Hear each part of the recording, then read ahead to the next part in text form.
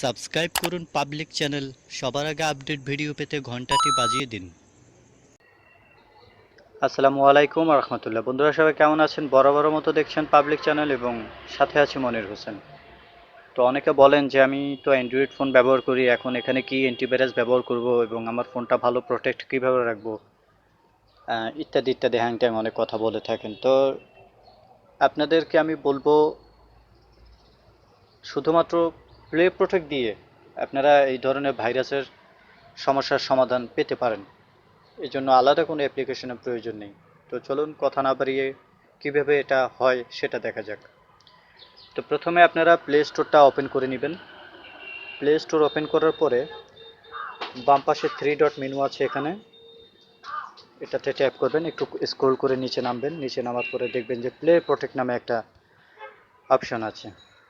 এটাতে ট্যাপ করার পরে আপনার জাস্ট এটা এরকম অফ থাকবে, এটা এরকম অফ করা থাকবে। হ্যাঁ, এটা আপনারা জাস্ট এভাবে সিম্পলি অন করে দিবেন। অন করে দেওয়ার পর লুকস গুড দেখাচ্ছে। চাইলে আপনারা এটা স্ক্যান করে নিতে পারেন। আপনারা প্রথমবার স্ক্যান করলে এটা একটু সময় নিতে পারে।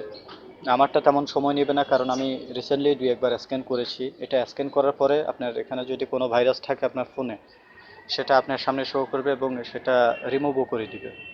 অ্যাপ্লিকেশন হলে অ্যাপ্লিকেশন এটা আনইনস্টল করে দিবে, ইত্যাদি ইত্যাদি অনেক রকমের ফিচার আছে, অনেক রকমের সুবিধা পাবেন।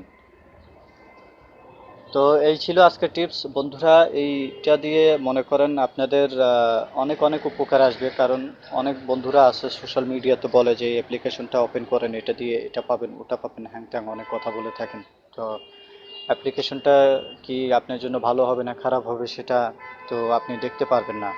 এটা ইনস্টল করে ফেলবেন, আমরা হয়তো বা অনেকেই ভুল করে ইনস্টল করে ফেলি। হ্যাঁ, তারপরে বিভিন্ন রকমের সমস্যা পোহাতে হয়।